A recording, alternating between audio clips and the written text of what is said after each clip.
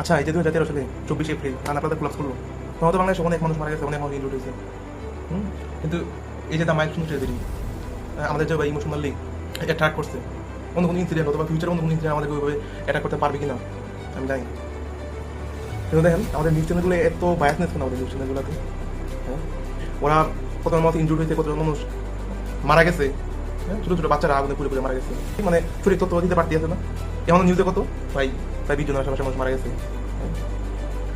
কিন্তু আসলে real number কত? প্রায় 150 লাখ মানুষ মারা গেছে, আরও ইনজুর মানুষ তো আছেই অনেক। এই প্রাগৈতিহাসিক কালের কোন ফাইটার প্লেন প্র্যাকটিস করতে বই এরকম ডেন্সলি পপুলেটেড একটা সিটি করি,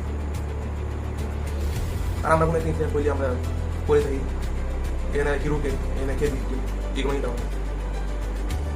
আমি এখন যে টাইমের কথা বলছি তখন কী হইতেছে, এরপরে যত পলিটিক্যাল পার্টি আছে সবাই মিলে মিটিং করতেছে কী করতে হবে, যে আইন শৃঙ্খলা আরও কঠোর করতে হবে।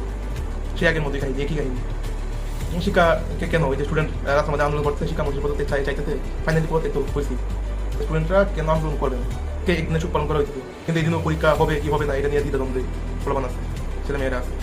ওর কি রাতে পড়বে নাকি পড়বে না, বা ওর কি পরীক্ষার প্রিপারেশন নিবে, ওরা কি সকালে ঘুম থেকে উঠে পরীক্ষার কেন্দ্রে আদৌ যাবে কি যাবে না, ওই বিষয়ে ওরা কেউ কিছু দেয় না। কিন্তু রাত 3টার সময় ওই নোটিশ আসছে শিক্ষা মন্ত্রণালয় থেকে। আচ্ছা, আপনার মধ্যে কি বিন্দু পরিমাণ প্রফেশনাল একদম নাই? রাত 3টার সময় কোন হিসেবে আপনার নোটিশ দেন? 3টার সময় কি সবাই হাত নিয়ে বসে থাকে? অনেক স্টুডেন্ট তো পরীক্ষার পরে চলে গেছে পরীক্ষিতে, তারপর আবার ফিরে আসছে, ভোগান্তি শিকার হলো না একটা? তো তারা আন্দোলন করছে, শিক্ষামন্ত্রী পদত্যাগ চাইছে, এরকম দাঙ্গা হাঙ্গামা হইতেই পারে। আমাদের দেশের এই নীতি নির্ধারণকারীদের আরো সতর্ক হওয়া উচিত। মানে কোনো প্রবলেম হলে ওটা রিতল আমরা কেন করি, ওটা দামা চাপা দেওয়ার ট্রাই করে প্রবলেম।